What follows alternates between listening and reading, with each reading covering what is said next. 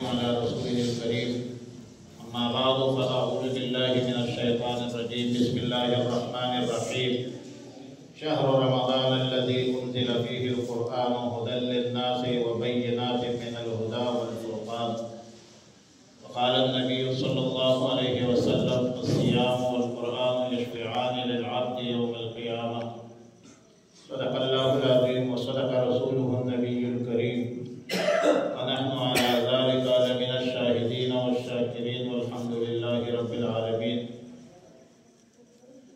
قابل عزت احترام معزز سامعین کرام، بزرگوں اور ساتھیوں، سب سے پہلے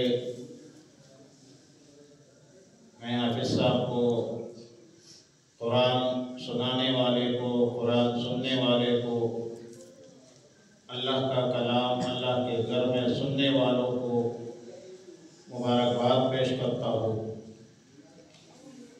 اور اس پر آپ حضرات بھی اللہ کا شکر ادا کریں کہ اللہ رب العالمین نے اللہ کے گھر میں اللہ کا کلام سننے کی توفیق عطا فرمائی۔ بات ہے توفیق کی، بات ہے ہمت کی، ورنہ کتنے جوان ہیں، کتنے لوگ ہیں جو رمضان المبارک کے اس مبارک لمحوں میں فضول گھومتے پھرتے ہیں، نہ مسجد کے ساتھ کوئی تعلق، نہ قرآن کے ساتھ کوئی نسبت، نہ روزے رکھنے کا اہتمام، نہ افطاری سحری کا اہتمام، نہ اعتکاف کی فکر، نہ تلاوت کی سوچ۔ یہ لوگ بدبخت ہیں، اور نیکبخت ہے وہ لوگ جو رمضان المبارک کے مبارک لمحات میں، ساعتوں میں روزے رکھتے ہیں، سحری کرتے ہیں، افطاری کرتے ہیں، تراویح پڑھتے ہیں، قرآن سنتے ہیں، قرآن سناتے ہیں، قرآن کی تلاوت کرتے ہیں، ذکر کرتے ہیں۔ یہ نیکبخت ہے۔ اب جب میں کہتا ہوں کہ وہ لوگ جو بدبخت ہے، کیوں بدبخت ہے، آپ مجھے بتائیں کہ تمام فرشتوں میں سب سے افضل فرشتہ جبریل امین، اور جب جبریل امین بددعا کرے کہ بعدا من ادرک رمضان فلم یغفر، تباہ ہو جائے، برباد ہو جائے، غرق ہو جائے وہ شخص جس نے رمضان المبارک کا مبارک مہینہ پایا اور ان کو مغفرت نصیب نہ ہوئی، یہ بندہ ہلاک ہو جائے۔ اور افضل البشر سرور کائنات رسول رحمت للعالمین اسی بددعا پر امین فرماتے ہیں کہ آمین، آپ کی کے ہلاک ہو جائے۔ تو کیا یہ بدبختی ہے یا نہیں؟ یہ بدبخت ہے یا نہیں ہے کہ اس رمضان المبارک کے مبارک مہینے میں، نیکیوں کے سیزن میں اس کو نیک اعمال کی توفیق نہیں مل رہی؟ اور دوسرا بدبخت وہ ہے جس کے والدین زندہ ہو، دونوں یا ایک، اور وہ اس کی اتنے خدمت نہ کر سکے کہ ان کے مغفرت کا ذریعہ بن جائے، یہ بھی ہلاک ہے۔ دوسرا بدبخت وہ ہے جو والدین کا نافرمان ہے اور والدین کے ساتھ کوئی سلوک نہیں کرتا۔ اور تیسرا بدبخت کعب بن عجرہ رضی اللہ تعالیٰ عنہ کی روایت میں وہ شخص ہے کہ جب رسول اللہ صلی اللہ علیہ وسلم کا نام آ جائے اور وہ درود شریف نہ پڑھے، یہ ہے وہ بدبختی۔ اور اس بدبختی کا میں ایک اور زاویہ بھی گزارش کروں گا کہ اس مبارک مہینے میں قرآن کریم نازل ہوا ہے۔ قرآن کریم شب قدر کو نازل ہے، اور قرآن کریم میں ایک سورت ہے سورۃ القدر، انا انزلناہ فی لیلۃ القدر، اور قرآن کہتا ہے شہر رمضان الذی انزل فیہ القرآن، اور اسی مہینے میں جبریل امین تشریف لاتے تھے اور رسول اللہ صلی اللہ علیہ وسلم اس کو قرآن سناتے تھے، دور کرتے تھے۔ اور اسی لیے حدیث میں ہے کہ قرآن کریم اور روزہ دونوں بروز قیامت شفاعت کریں گے، سفارش کریں گے۔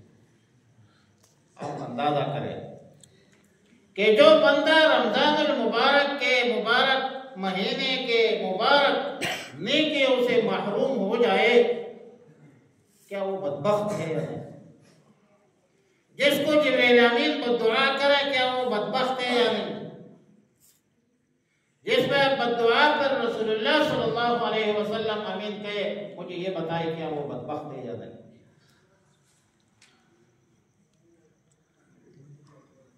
اور ایک اور بدبختی کہ ہم جسمانی طور پر، خاندانی طور پر، معاشرتی طور پر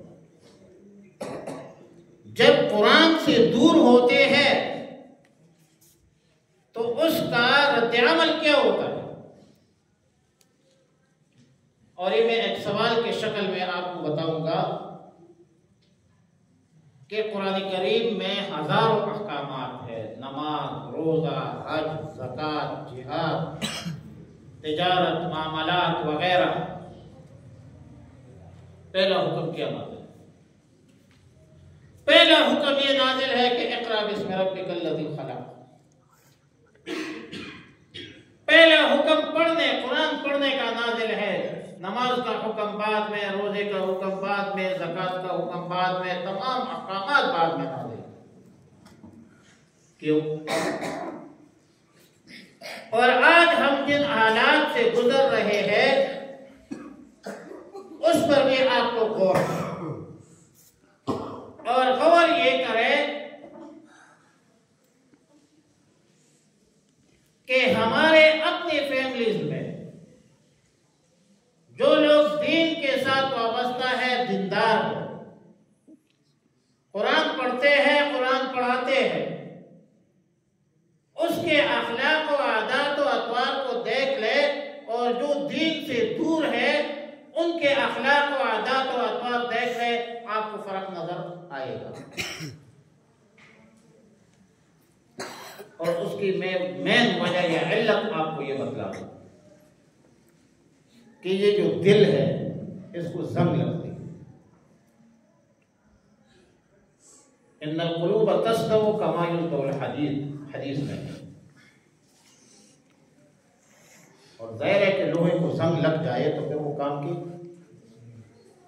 خراب ہو جاتی ہے۔ یہ بھی ذہن میں رکھے کہ ایمان کا محل دماغ نہیں ہے، دماغ نہیں ہے، ایمان کی جو جگہ ہے، محل ہے، وہ دل ہے۔ اور یہ بھی یاد رکھے کہ دل پورے جسم کا بادشاہ ہے، رئیس الاعضاء ہے، یہ سارے فیصلے دل کرتا ہے۔ وہ دل کے آئینے میں ہے تصویر یار، جب ذرا گردن جھکا لی دیکھ، لیکن دل کو زنگ لگتی ہے، اور دل کو جب زنگ لگ جائے تو انسان کے اندر 70 قسم کی بیماریاں پیدا ہوتی ہیں۔ بزدل ہو جاتا ہے، جس سے رسول اللہ صلی اللہ علیہ وسلم نے دعا پناہ مانگی، اللہ انی اعوذ بک من الجبن، بزدل ہو جاتا ہے۔ دل کمزور ہے تو اینی ٹائم ڈرتا ہے، بے دل ہو جاتا ہے، کوئی بے دل کرے یا خود بے دل ہو جائے۔ لیکن ایمان والے بے دل، اور اکبر الہآبادی نے کہا تھا مجھ کو بے دل کر دے ایسا کون ہے، یاد مجھ کو انتم الاعلیٰ۔ بخل ہو، کنجوسی، آپ معاشرے میں کہتے ہیں، معاشرتی محاورے میں کہتے ہیں کہ بھائی ان کا اتنا بڑا دل نہیں ہے کہ وہ اتنے پیسے خرچ کرے۔ دل کو زنگ لگ جائے تو بندہ دل ہو جاتا ہے، دل کو زنگ لگ جائے تو پھر بندہ کنجوس ہو جاتا ہے، دل کو زنگ لگ جائے تو بندہ پھر حسد کرتا ہے۔ اور کائنات عالم کا پہلا گناہ جو شیطان سے سرزد ہوا ہے وہ حسد ہے۔ حسد کیا ہے؟ کہ اللہ نے اس کو مال دی ہے مجھے کیوں نہیں دی، اللہ نے اس کو اولاد دی ہے مجھے کیوں نہیں دی۔ سب سے پہلا حسد جو کیا ہے شیطان نے کیا ہے کہ آیا اللہ آپ نے آدم کو خلیفہ بنایا اور مجھے کیوں نہیں بنایا۔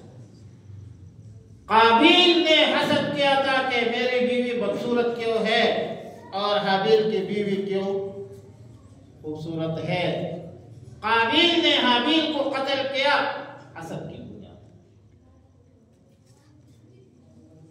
یہود رسول اللہ صلی اللہ علیہ وسلم کو نبی آخر الزمان اس لیے تسلیم نہیں کرتے کہ نبی آخر الزمان نے یہود میں تشریف کیوں نہیں لایا۔ حسدا من عند انفسهم من بعد ما تبین لهم۔ یہ جو جادو شادو کرتے ہیں لوگ، یہ بھی حسد ہے۔ معوذتیں نہیں پڑھی آپ لوگوں نے؟ قل اعوذ برب الفلق من شر ما خلق ومن شر غاسق اذا وقب ومن شر النفاثات في العقد ومن شر حاسد اذا حسد۔ دل میں کدورت ہے تو حسد بڑھ جاتا ہے، پھر حسد سے کتنی بیماریاں بڑھتی ہیں۔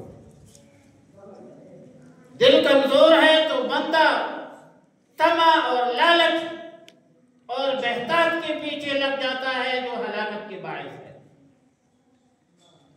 اور قرآن کے سورہ ایک سورت نازل کیا ہے، سورہ تکاثر کہتے ہیں، الہاکم التکاثر حتی زرتم المقابر۔ ہلاک کر دیا انسان۔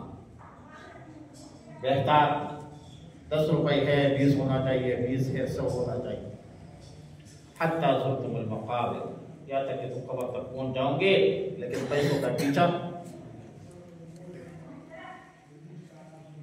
چلو یہ تو گزایا ہے، مرض ہے، روحانی امراض ہے، اس کا علاج بتاتا ہوں۔ اس کا علاج کیا ہے؟ اس کا علاج یہ ہے کہ یہ ریگمال ہوتی ہے، سیکل ہوتی ہے قرآن پڑھنے سے،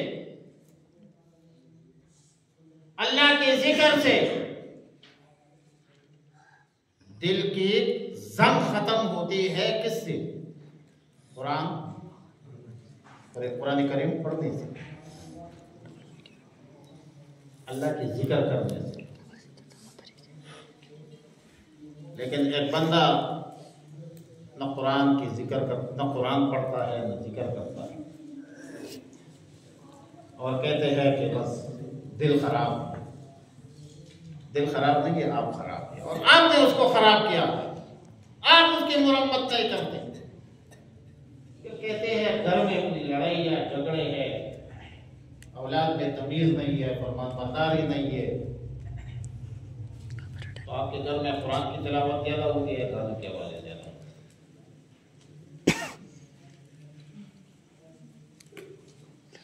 رشتہ داریاں، صلہ رحمی، اس کا تعلق تو دل سے ہے نا۔ دل بڑا ہونا چاہیے نا، جس کا دل بڑا ہو ان کے اندر عفو ہوتی ہے، درگزر تو ان کے اندر ہوگی جس کا دل بڑا ہو۔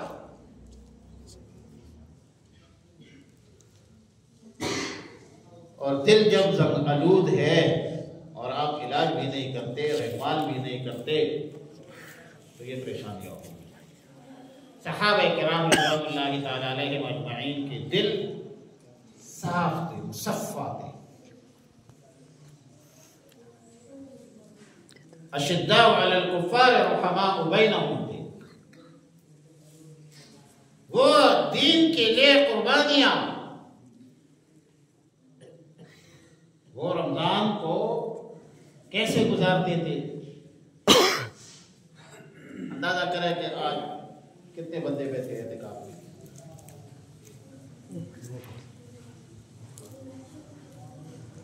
ایک اعتکاف کا کتنا اجر ہے؟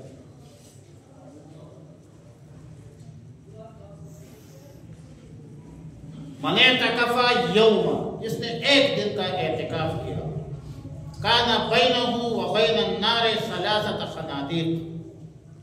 خنادیق خندق کی جمع ہے، جس طرح خنادیر جمع خنزیر کی.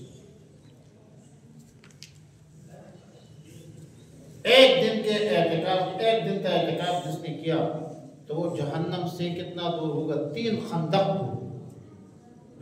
اور ایک خندق کتنا ہے؟ بین السماء والارض. ایک خندق کا فاصلہ اتنا ہے جتنا زمین و آسمان کے درمیان فاصلہ. تو آپ اندازہ کریں کہ زمین و آسمان کی جتنا فاصلہ ہے، وہ بندہ 10 دن بیٹھ جائے تو 30 گنا بنتا ہے، 60 بنتا ہے تقریباً 30 بنتا ہے. 30 گنا یہ جہنم سے دور ہوگا جتنا زمین آسمان کا فاصلہ. 2 حج اور 2 عمروں کا ثواب. اور رسول اللہ صلی اللہ علیہ وسلم نے حتی مات رحلت تک رسول اللہ صلی اللہ علیہ وسلم نے اعتکاف نہیں چھوڑا.